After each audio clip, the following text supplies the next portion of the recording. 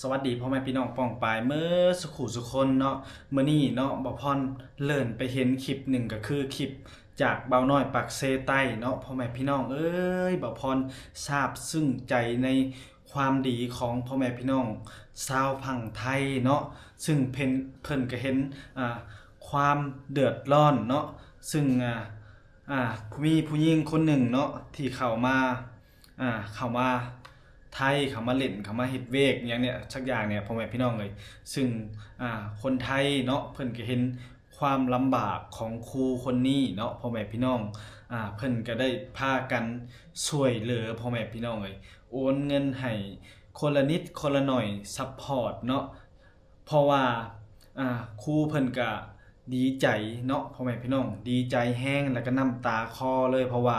เกิดมากเพิ่นก็ยังบ่ค่อยได้จับเงินก้อนเนาะพ่อแม่พี่น้องการที่เรียนจบครูอยู่ลาวก็เงินเดือนมันก็บ่หลายพ่อแม่พี่น้องเงินเดือนก็บ่หลายเนาะเงินเดือนละ 2-3,000 บาทนึงพ่อแม่พี่น้องเอ้ยเนาะกว่าสิเรียนจบครูนี่บ่แม่นง่ายเด้พ่อแม่พี่น้องเอ้ยกินอยู่ก็อดอยากอยู่ลาวเนาะสองมาพ่อแม่พี่น้องเงินก็ต้องใช้เนาะใช้เวลาเติมน้ำน้ำมันไปเรียนครูเรียนหยังกว่าสิจบนี่บ่แม่นง่ายพ่อแม่พี่น้องเอ้ยแต่ว่าเพิ่นก็มาไทยเนาะคนไทยเพิ่นก็ใจดีเนาะเห็นครูคนนี้เพิ่นลำบากเนาะพ่อแม่พี่น้องคนไทยก็ช่วยเหลือให้โอนเงินโอนหยังให้เป็นหมื่นพ่อแม่พี่น้องเพิ่นก็มาเล่าถึงความลำบากนะเพิ่นก็ดีใจแล้วก็ขอบคุณหลายๆเด้อเนาะสำหรับพ่อแม่พี่น้องชาวฝั่งไทยที่ให้ความช่วยเหลือครูเพิ่นเนาะบ่พรเห็นบ่พรก็น้ำตาไหลเด้อพ่อแม่พี่น้องเอ้ยป๊าดโตเนาะนี่แหละพ่อแม่พี่น้องน้ำใจคนไทยเนาะพ่อแม่พี่น้องเวลาเพิ่นเห็นคนลำบากเนาะเพิ่นก็ให้ความซัปพอร์ตให้ความช่วยเหลือซึ่งคนที่โอนเงินให้ก็เป็น FC ครูเพิ่นนั่นแหละพ่อแม่พี่น้องซึ่งเพิ่นก็อยากได้ไม้เนาะพ่อแม่พี่น้องอยากได้ไม้เนาะเพราะว่าเพิ่นสิเอาไปต่อยอดเนาะไปเฮ็ดอัดเสียงอัดหยังนั่นแหละพ่อแม่พี่น้องในอ่าหน้าที่เพิ่นนั่นแหละที่เพิ่นสิไปใช้ต่อยอดในการทำสร้างช่องสร้างหยังเพิ่นนั่นแหละพ่อแม่พี่น้องแล้วก็ถ้าเงินที่เหลือเพิ่นก็สิเอาไปซื้อยาซื้อหยังกินเนาะพ่อแม่พี่น้องมันก็บ่แม่นเรื่องง่ายเนาะพ่อแม่พี่น้องการที่เฮาสิมาอยู่ไทยก็มันก็มีรายใช้รายจ่ายแน่เนาะเพิ่นก็ประหยัดเนาะโอ้ยซื้อกินมาม่าปลากระป๋องแต่ละมื้อก็คือเฮาก็ต้องเข้าใจกันแหละคือบ่พรนี่บ่พรเข้าใจได้เพราะว่าเฮาเป็นคนลาวเนาะเข้ามาเฮ็ดเวียกเฮ็ดการอยู่ไทยนี่เฮาก็ต้องประหยัดพ่อแม่พี่น้องกินมาม่าปลากระป๋องเนาะอ่าคือครูเพิ่นก็ได้ถ่ายคลิปถ่ายหยังนั่นแหละพ่อแม่พี่น้องเอ้ยแล้วก็มี FC คนไทยเพิ่นเห็นเนาะเพิ่นก็เอ็นดูสงสารเนาะพ่อแม่พี่น้องเพิ่นก็ได้โอนเงินโอนหยังให้เนาะลาวก็น้ำตาไหลเนาะพ่อแม่พี่น้องเนาะนี่แหละบ่พรเว้าป๊าดโตเนาะคนไทยนี่เนาะน้ำใจดีเลิศแรงเนาะทุกคนเนาะอ่าครูเพิ่นก็จักสิเฮ็ดจั่งใดเนาะเพิ่นก็เพราะว่าถ้ากลับไปสอนอยู่บ้านนี่ก็เงินเดือนมันก็ไปบ่รอดพ่อแม่พี่น้องเอ้ยไปบ่รอดแรงได้บ่พรเบิ่งว่าเนาะอ่าอยู่ได้พอแต่กินได้ถ้าเงินเดือนถ้ายังกลับไปสอนไปหยังเป็นครูคือเก่าอยู่บ้านอยู่ลาวนี่มันก็ยากเนาะพ่อแม่พี่น้องถ้าเพิ่นมาเฮ็ดงานอยู่ไทยแบบนี้เพิ่นก็สิมีโอกาสดีๆเข้ามาในชีวิตคือในนี่แหละนี่มาไทยแป๊บเดียวเนาะ FC ไทยเพิ่นก็ให้ความช่วยเหลือเนาะพ่อแม่พี่น้องเพราะว่าเพิ่นก็สงสารเพราะว่าคนไทยก็อ่าคนไทยเพิ่นก็ทุกคนก็แบบว่าอ่ามีความแบบว่าสมบูรณ์ในหน้าที่การงานเนาะเพิ่นก็มีกำลังซัปพอร์ตเพิ่นก็ช่วยซัปพอร์ตนิดๆหน่อยๆเนี่ยพ่อแม่พี่น้องเอ้ยเนาะซึ่งแต่ว่านิดๆหน่อยๆสำหรับชาวพี่น้องฝั่งไทยแต่สำหรับแรงงานลาวคือแบบบ่พรนี่เนาะอ่าได้รับหยังนิดๆหน่อยๆแต่มันเป็นมูลค่ามหาศาลสำหรับแรงงานหรือว่าคนที่เข้ามาอ่าทำการทำงานอยู่ฝั่งไทยเนาะพ่อแม่พี่น้องโอ้ยเนาะบ่พรก็เห็นแล้วก็เนาะ น้ำตาไหลนำลาวเนาะบ่คิดบ่ฝันว่าคนไทยสิฮักแพงคนลาวแบบนี้เนาะพ่อแม่พี่น้องป๊าดโตเนาะพ่อแม่พี่น้องเดี๋ยวบ่พรสิเปิดเสียงให้ฟังนำกันเนาะบางอย่างบ่พรก็อธิบายแล้วก็เว้าให้บ่ค่อยเข้าใจปานใดเนาะบ่ บ่พรก็ขอโทษขออภัยบ่พรก็รับรู้แต่ว่าคนไทยนี่ใจดีเนาะที่ช่วยเหลือคนลาวเนาะคนจนๆที่เขามาหาเช้ากินค่ำอยู่ไทยเนาะคนไทยเพิ่นก็ช่วยซัปพอร์ตบ่พรก็ดีใจแรงๆเนาะเดี๋ยวบ่พรสิเปิดคลิปให้ฟังนำกันเด้อพ่อแม่พี่น้องฟังบางครั้งบางตอนที่เพิ่นเว้าเนาะขอบคุณนะคะขอบใจหลายๆสมัยเลยไปเรียนเงิน10,000 กีบพอเอาให้เลยเมื่อเรียนอยู่หลวงน้ำทา10,000 กีบสมัยเรียนนะบอก แม่ พ่อให้นะเคยทำเงินเดี๋ยวพอ10,000 กีบไปเรียนโอ้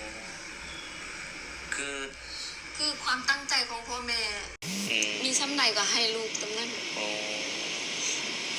นี่คือชีวิตของครูลาวเนาะพี่น้องเนาะ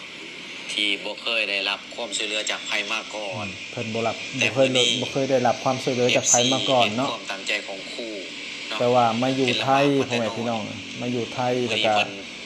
มี FC ซัพพอร์ตเพราะว่าเพิ่นเห็นความ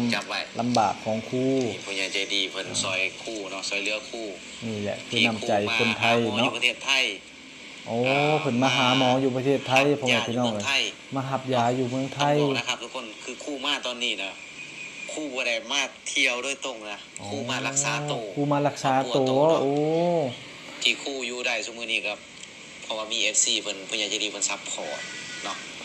มีคนไทยใจดีซัพพอร์ตผู้ใหญ่ใจดีจากชาวพี่น้องชาวพังไทยนี่ช่วยเหลือเนาะให้ความช่วยเหลือคู่คน FC ซัพพอร์ตเนาะทั้งที่แบบเขาบ่ได้รู้จักพ่อแม่พี่น้องเอ้ยเนาะเงินมือเข้ามาช่วยเนาะบ่พรก็ขอบคุณหลายๆเด้อสำหรับน้ำใจพี่น้องชาวพังไทยที่ให้ความช่วยเหลือคนลาวเนาะหรือว่าให้ช่วยความช่วยเหลือคู่เพิ่นเนาะบ่พรก็ขอบคุณแทนพี่น้องชาวพังลาวเนาะที่ว่ามีคนไทยมีให้ความช่วยเหลือไปนี่บ่พรก็ขอบคุณหลายๆเด้อพ่อแม่พี่น้องที่ให้ความช่วยเหลือคนลาวเนาะเขาเป็นหยังกับครูเขาเป็นพี่น้องบ่เคยเห็นหน้าบ่เคยแบบแม้แต่จะล่มโทรศัพท์นี่ก็ยังบ่เคยไม่เคยเห็นหน้าเห็นตาแต่คนไทยก็มีความใจดีช่วยเหลือพี่น้องชาวฝั่งลาวซึ่งเขาเห็นความลำบากที่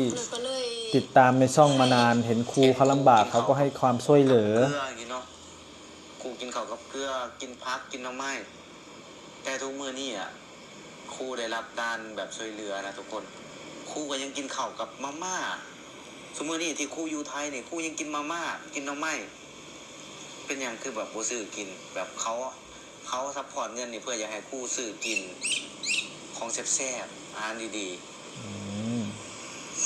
ๆคือแบบรายได้เนาะแบบครูโอหั่นน่ะมันบ่หลายรายได้ไม่เยอะนี่ที่ได้ก็คือแบบเป็นเงินที่คิดว่าจะเอามาไว้เพื่อว่าใส่ในการเดินทางว่าจะมาซื้อกินอันใดแซ่บๆอันใดก็อาหารไทยแซ่บหมดทุกอย่างถ้าจะซื้ออันใดก็แซ่บหมดก็เลยว่าคิดตัดสินใจว่ากินอันใดเพื่ออยู่รอดก็กินไปก่อนสินะทุกมื้อนี่ครูกินข้าวกับหยังทุกมื้อที่อยู่ในไทยนี่ก็คือมีคนให้ตังมาแต่ครูเขาก็ไม่ยอมซื้อกินเพื่อว่าจะเอาตังตรงนี้ไว้ต่อยอดในการเดินทางหรือว่าใช้จ่ายในอันไหนที่มันสำคัญต่อเขาพ่อแม่พี่น้องเอ้ยเนาะบ่พรก็ขอบใจแล้วก็ขอบคุณหลายๆเด้อครับขอบคุณพ่อแม่พี่น้องชาวฝั่งไทยเนาะที่ให้ความช่วยเหลือชาวลาวเนาะบ่พรก็สัญญาว่าเนาะบ่พรสิบ่เนรคุณแผ่นดินไทยเนาะหากพี่น้องชาวฝั่งไทยคือพี่น้องชาวฝั่งไทยหรือว่าพ่อแม่พี่น้องเนาะที่ให้ความรักและเอ็นดูในตัวบ่พรเด้อเนาะบ่พรสัญญาสิบ่เนรคุณเนาะพ่อแม่พี่น้องบ่พรก็ขอบคุณหลายๆเด้อครับสำหรับน้ำใจที่มอบมาให้คนลาวเนาะหรือว่าครูเพิ่นหรือว่าเป็นบ่พรที่เขามาเฮ็ดงานอยู่ไทยเนาะบ่พรก็ขอบคุณหลายๆเด้อครับ